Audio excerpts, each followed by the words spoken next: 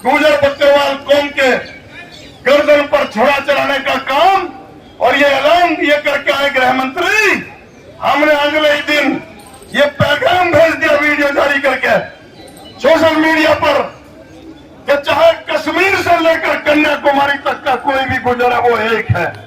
सा क्यों है? दिल में दर्द, आंखों में तूफान सा क्यों है?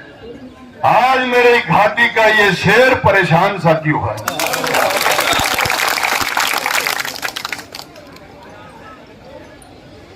मेरे भाइयों, आज आप देश की राजधानी पर हुंकार भरने आए हो, जहां जिस राजधानी पर आप आए हो, मैं जब मात्र 19 साल का था, अब से 27-28 साल पहले, और आपके ही वही अभी मुस्लिम गुजर वही हैं जो देहरादून के राजा नेशनल पार्क में हम छोटे छोटे से हुआ करते थे, तब तो हमने यह भैंस लाके बांधी थी जहां बैठे हो। और यहां ये डरने की जरूरत नहीं है कि कानून क्या करेगा, पुलिस क्या करेगी। यहाँ की जेल भी हमारे खेतों में है, यहाँ का राष्ट्रपति भवन भी तुम्हारे खेतों में है, यहाँ की जहां मुस्तकबिल लिखा जाता है हिंदुस्तान का, वो देश की पंचायत घर भी तुम्हारे खेतों में है, हाई कोर्ट, सुप्रीम कोर्ट सब तुम्हारे खेतों में। इसलिए डरने की जरूरत नहीं है, यहाँ हम बैठे हैं। और इसीलिए आज हमने यहाँ ऐलान किया है कि अगर हमारे भाइयों के जम्मू कश्मीर के गुजर बकरवाल के आरक्षण पर किसी ने टेढ़ी नजर डालने की कोशिश की तो ये केंद्र वालों को सोचना पड़ेगा और पछताना पड़ेगा, क्योंकि इसलिए करना पड़ेगा कि ये देश की सीमाओं का प्रहरी अपने प्राणों की आहुति देकर ये जम्मू कश्मीर को हिंदुस्तान का हिस्सा अगर किसी ने बना के रखा हुआ तो मेरी कौम ने अपनी शहादत देकर, कुर्बानी देकर, यायावरी जीवन जीकर अपने बेटों बच्चों का लालन पालन करते हैं, भेड़ बकरी पालकर। और आज जो लोग हमें कभी अपने घर की दहलीज में भी नहीं आने देते थे, जो बस में हमारे परिवार, हमारे बिरादरी के भाई को कोई सीट भी नहीं देता था, जिनके खेतों में हम मेहनत मजदूरी करते हैं, आज वो उस बिरादरी के बच्चे पढ़ लिख कर और बड़े बड़े पदों पर जाने की तैयारी कर रहे हैं, तो इनकी आंखों के किरकिरी बन गए हम लोग। अरे भैया हमें यार बोल रहे थे थोड़ी देर, इन्हें रोक के जाओ।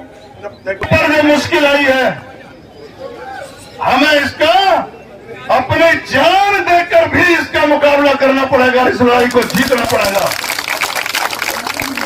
हमारे बीच में बड़े बड़े एडवोकेट बैठे, मेरा भाई अमीर पवार साहब बैठे हैं, और यहाँ एडवोकेट सुनील बैठला है, और बहुत वकील है। ये कानूनी लड़ाई लड़ेंगे आपकी। मैं सड़क की लड़ाई का मास्टर हूं, सड़क पर मैं लड़ूंगा, और जो सदन में बैठे, हाउस में बैठे, उनसे हमारा डेलीगेशन मिलेगा। ये जो लोकसभा और राज्यसभा और विधानसभा में बैठे हैं, अगर आज इस मुश्किल हालात में हमारे साथ नहीं है तो हम भी आकर उनके साथ नहीं होंगे। एक तो ये प्रस्ताव पास करो, मुश्किल कोई आन पड़े तो, मुश्किल कोई आन पड़े तो डर जाने से क्या होगा, और जीने की तरकीब निकालो, मर जाने से क्या होगा। और मेरे चेहरे को आंख मिलाओ, सूरज बनकर बात करो।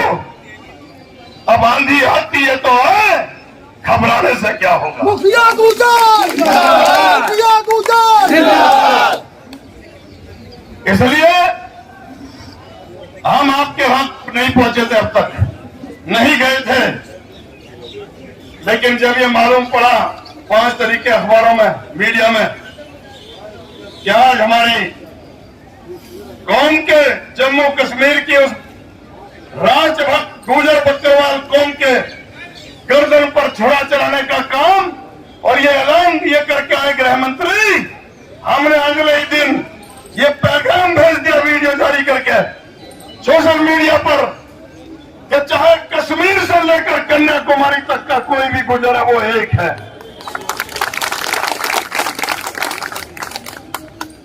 इस देश के जितने भी घुसपैठियों का भंडा फोड़ किया तो मेरी बिरादरी ने किया, आतंकवादियों को मार करके गिराने का काम करा तो मेरी बिरादरी के लोगों ने किया। पूरे देश दुनिया के लोग हिंदू अमरनाथ यात्रा पे जाते हैं, उस गुफा की खोज करी तो मेरी बिरादरी ने की।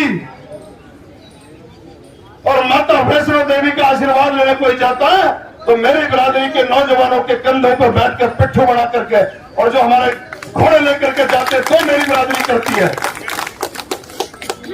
और अगर पाकिस्तान से किसी ने महफूज रखा हुआ है इस कश्मीर को हिंदुस्तान का हिस्सा अगर है तो मेरी बिरादरी की वजह से है। जब पड़ा वक्त चमन पर तो खून हमने दिया। और अब भाई बाहर तो कहते हो तुम्हारा काम नहीं, तुम्हारी ऐसी की तैसी भाजपा बनो। गुज्जर एकता जिंदाबाद, गुज्जर एकता जिंदाबाद। मैंने 16 बार जेल काट लिया, डरना मत ना, कई राज्यों में और खाली समाज की खातिर। तुम भी चिंता मत करना, कश्मीर में अगर कोई वहां हो जेल तो वहां भी देखे आऊंगा, कोई दिक्कत नहीं। लेकिन तुम कभी बढ़ा हुआ कदम पीछे मत खींचना और एक निर्णय ले लो, इन नेताओं की गोली भरना बंद करो। जब तक इनकी आंख में आंख मिला के बात नहीं करोगे जब तक तुम्हारा इस समस्या का समाधान नहीं होगा। जब तक इनकी जादूगरी तक करोगे, कोई भाजपा के टेंट में जाके बैठता, कोई कांग्रेस के, कोई एनसीपी के क्या, कोई महबूबा मुफ्ती के यहाँ, सबसे नाता तोड़ो और ये कहो कि घाटी में वो इलाज करेगा जो हमारा इलाज करेगा।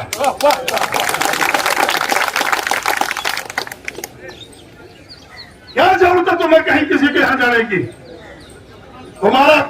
तुम्हारा खुदा इस लोकतंत्र में संविधान है। मस्जिद में जो खुदा है, अल्लाह ताला जो है, अल्लाह पाक, वो उसकी नेमत से हम लोग सांस ले रहे हैं। लेकिन जो जीवन यापन जो गुजारा हम कर रहे हैं वो इस संविधान से कर रहे हैं। और संविधान ये कहता है, वकील साहब मैं जो बोल रहा हूं बताना अगर कहीं टेक्निक की कोई गलत भाषा बोल रहा हूं, संविधान ये कहता है कि जो समाज और राष्ट्र की, जिसकी शैक्षणिक, जिसकी आर्थिक, जिसकी सामाजिक और जिसकी सांस्कृतिक, जिसकी राजनीतिक स्थिति बद से बदतर हो तो उसको समाज और राष्ट्र की मुख्य धारा से जोड़ने के लिए विशेष सुविधा देने की जरूरत है। और इस विशेष सुविधा का नाम आरक्षण है। और इस आरक्षण ने मंडल कमीशन की रिपोर्ट पर तत्कालीन प्रधानमंत्री चंद्रशेखर जी ने 1991 में हमें अनुसूचित जाति का दर्जा दिया था। और उसके बाद आज हमारे बच्चे कुछ पढ़ लिख करके कोई प्रोफेसर बन गया, कोई लेक्चरर बन गया, कोई डॉक्टर बन गया, कोई कलेक्टर बन गया, कोई आईएएस आईपीएस बन गया, तो आज इनसे देखा नहीं जा रहा, बर्दाश्त नहीं हो रहा। एक नया सिगुपा छेड़ दिया 4 अक्टूबर 2022 को कि हम गुजरों को तो छेड़ेंगे नहीं, लेकिन बाकी के तमाम पहाड़ी बिरादरियों को एसटी का आरक्षण देंगे। अरे भाई ये कौन सा तरीका है? तुम हमें तो छेड़ोगे नहीं और एसटी का आरक्षण दे दोगे। उसमें पंडित जी ये नियम है कि एसटी की आरक्षण जो जिसको मिलता है उसकी जनसंख्या के हिसाब से मिलता है वकील साहब। तो अभी तो हमें सिर्फ 7.5% है, लेकिन अगर जनगणना करने के बाद यह बेईमान हमारी जनसंख्या के निश्चित जनसंख्या के अनुपात में अगर हमें आरक्षण देंगे तो हमें आरक्षण मिलेगा कम से कम 25-30%। हमारी 30-35 लाख की आबादी है वहां पर जम्मू कश्मीर में। तो हमारा ये भी मुद्दा है कि पहले जनगणना कराओ, फिर हमारी जनसंख्या कितनी है उसका हमें पूरा हवाला दो, उसके बाद हमें हमारा आरक्षण दो। और दूसरों की बात करने की शामिल करने की बात, जिसको अगर आप शामिल करोगे, अगर वो जनरल कैटेगरी में है तो पहले उसको आप ओबीसी में लाओगे, पिछड़े वर्ग में लाओगे। बताओ गुरु जी गलत है? पिछड़े वर्ग में भी अगर उनकी हालत और खराब हो गई तो फिर वो अति पिछड़े में आएगा और उसका एक अलग कैटेगरी बन जाती है और उसको अलग कैटेगरी के तहत आरक्षण दे दिया जाता है। तो हमारे साथ भी जम्मू कश्मीर में आप ये क्यों नहीं कर सकते? ये ऐलान वापिस लेना होगा। ये